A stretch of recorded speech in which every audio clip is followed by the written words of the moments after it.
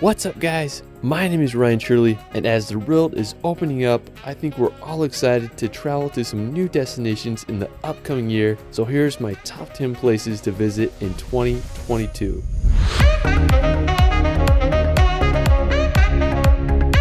If you didn't get to travel much this last year, I hope in 2022 you can safely travel to some new destinations in our beautiful world. Let's start this video off in the country of Nepal. Now, nicknamed the roof of the world, Nepal is home to 8 mountains that are over 8,000 meters high, including the world's tallest peak, Mount Everest. If you do visit Nepal, you'll probably fly into the capital city of Kathmandu. It's a bustling place surrounded by the Himalayan mountains, famous for its temples and monasteries. Now, one thing I want to do someday is hike to Everest Base Camp. You can start by flying into the sketchy Lukla Airport and then take about 2 weeks to make the round trip journey. Base Camp is up at an elevation of 17,600 feet, so it's freaking up there. Now, another magical place in Nepal is called Makula Barun National Park. Now, this place is surreal. It's located in eastern Nepal, and it's the world's only protected area with an elevation more than 8,000 meters. It's a place where you'll find tropical rainforest to some of the world's highest peaks. It's also home to animal species such as the snow leopard and red pandas. I mean, Nepal is such an incredible country, and I hope you all can visit.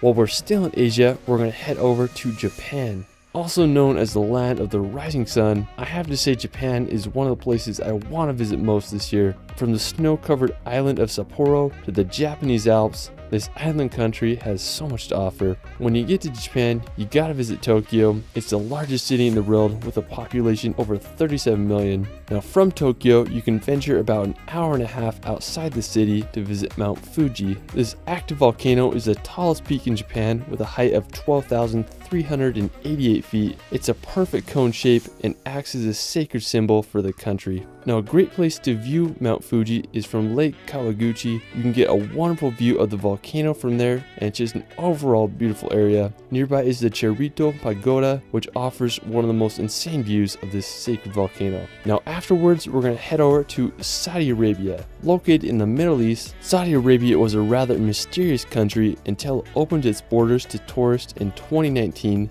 The largest and capital city of Saudi Arabia is Riyadh. It's a major financial hub and full of fascinating skyscrapers. Now, one of the most interesting places in Saudi is called Al Ula. It's located in the northwestern part of the country, and it's home to some fascinating rock formations and ancient tombs. The area was founded back in the 6th century, and it's just full of so much history. Now, one of my favorite tombs is called Qasr al-Farid, or the Lonely Castle. It was carved out of a random rock nearly 2,000 years ago, and it's believed to be unfinished, adding to its mystery. After Saudi Arabia, we're going to visit South Africa. Now, I've been obsessed with Africa lately, and I think South Africa is one of the best places to visit on the continent. Now, South Africa has the incredible coastline of Cape Town to areas where you can see some of Africa's wildlife. One area in particular that I find fascinating is called Drakensberg. It's the set of mountains on the South Africa-Lesotho border, and it's home to some insane scenery. One of the craziest places is Tugela Falls, with a height of 3,000 feet. It's the second tallest waterfall in the world.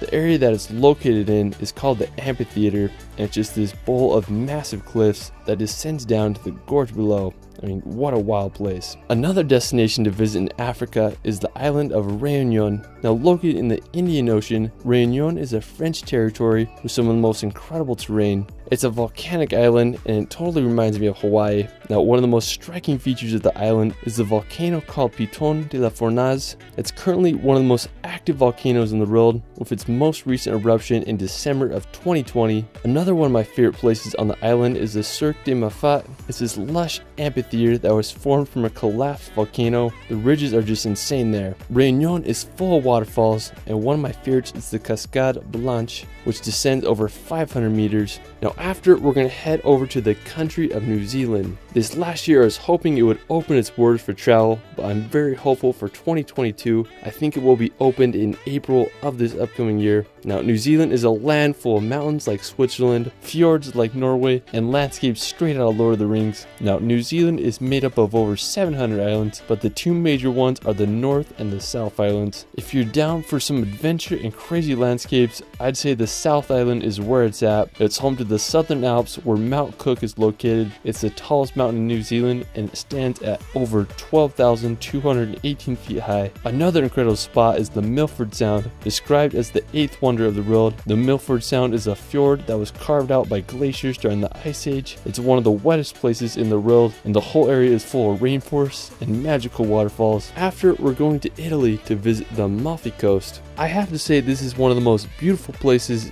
not just in Italy, but all of Europe. The Amalfi Coast is located in southern Italy, about a 3-hour drive from Rome. I was here this summer and it was a surreal experience. Now, one of the most well-known towns on the Amalfi Coast is Positano. I mean, when you see this place in real life, you won't believe it. It's hard to beat the backdrop of the mountains filled with colorful villas against the Mediterranean Sea filled with boats and yachts. If you can handle the skinny roads, I definitely recommend just driving along the whole entire coastline and seeing all the beautiful towns. One notable place on the coast is the city of Atrani. It's one of the best preserved medieval towns on the Amalfi Coast.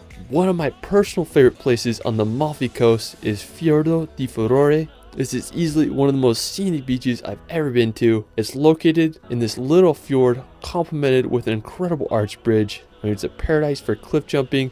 There's so many places you can jump from. The best time to visit the Amalfi Coast would be around May or early fall. You'll be able to miss the summer crowds while still enjoying the warm Mediterranean weather. While you're on the Amalfi Coast, you might as well venture off to the island of Capri. It's just a short boat ride away, and it's one of Italy's most beautiful islands. After Italy, we're going to head up to the Swiss Alps. Now, I have to say the Swiss Alps are one of my all-time favorite regions in the world. There's just something magical about the massive mountains, incredible landscapes, and history that exists there. I think Switzerland is the most well-run country, and you'll know what I mean when you visit. I mean, everything is just perfect. Now, one of my favorite places in the Swiss Alps is Zermatt. It's this enchanting village that is overlooked by the daunting Matterhorn mountain. Zermatt is just a great place to walk around and explore, and it's also ideal for so many incredible hikes. You can take up the Gornergrat Railway to get some incredible views of the Matterhorn and surrounding mountains. Now, another one of my favorite places in the Swiss Alps is Grindelwald. It's this idyllic village that is dwarfed over by the massive Mount Eiger. And when you visit the Swiss Alps, it's just hard to believe these places actually exist. After Switzerland, we're going to visit the country of Norway. Now, this is another destination I really wanted to visit in 2021,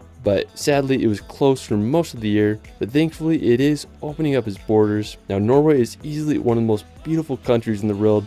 It's home to incredible fjords and jagged mountains. One of my favorite regions is northern Norway. It's home to the impressive Lofoten Islands. Even though these islands are located in the Arctic Circle, they stay relatively warm and almost feel like a tropical island with its pristine beaches and clear water. While you're there, you can play soccer on the field in Henningsvar or drive down to the fishing village of Rhine. Now, another one of my favorite places is Senja. It's located north of Lofoten, and it's home to one of the most impressive sea mountains I've ever seen. If you come in the fall after September, you might get lucky and see the Aurora Borealis. After, we're going to head over to Portugal's archipelago of the Azores. Now, located in the middle of the Atlantic, the Azores are a group of 9 islands like none other. They remind me of a hybrid of New Zealand and Hawaii with its rolling pastures and green scenery. I mean, it's basically a real-life Teletubby land. Now, the largest island on the Azores is São Miguel. One of the most stunning places on the island is the Lago das Sete Cidades.